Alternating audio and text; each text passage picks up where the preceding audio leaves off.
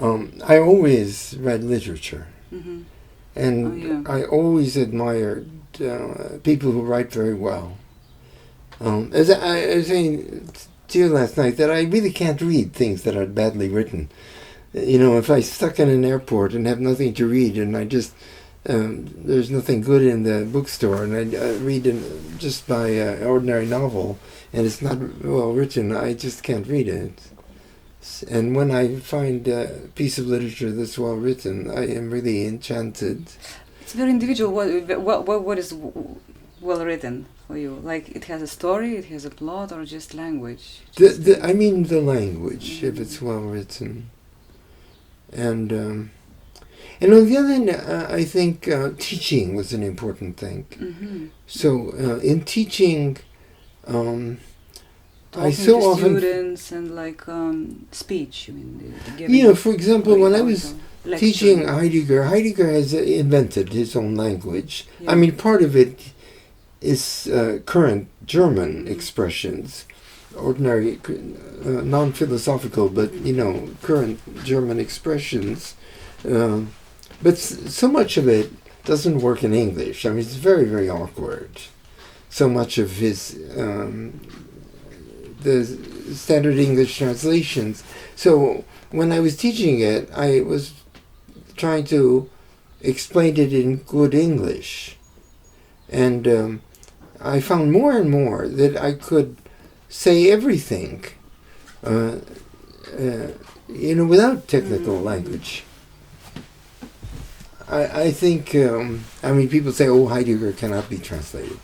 Well, I think if you are Faulkner, you could translate it, If you really are a master of language, you could say it. Master of language can translate about everything. Yeah. I guess. So I think in my practice, I found more and more in teaching that I got away from the, artificial and technical language, and Also, speech helped you. The live speech, lecturing, actual lecturing. You might I think a right. lot of, I don't analyze my own writing, but I think a lot of it has a kind of oral character to it. Mm-hmm. It comes from,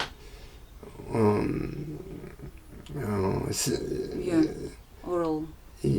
From teaching and also from giving lectures in conferences where you write. If it's going to be heard instead of read, it's a different kind of writing.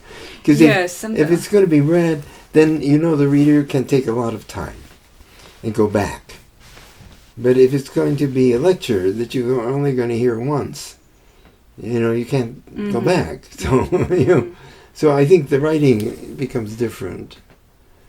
And you published those speeches. You made selection out of them.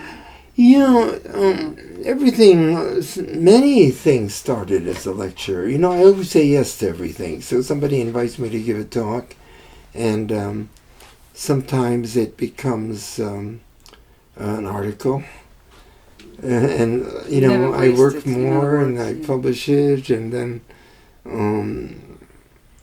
by the time I think I could put it in a book, I have to again go over it and write it, and each time trying to write it better. So a lot of things have been gone over many, many times.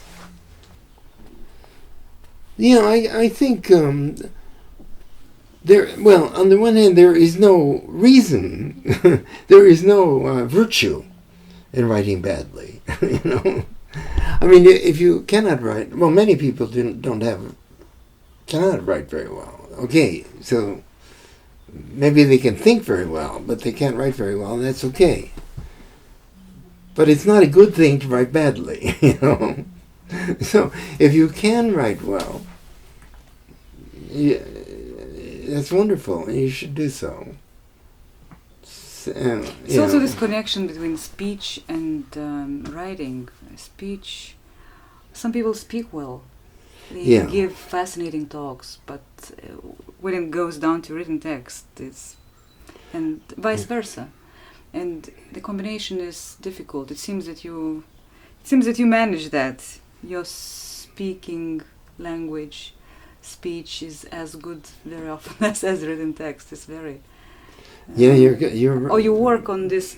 I mean, when you, I've read a lot of your books, but, and I thought that, yeah, they sound like stories. Oh.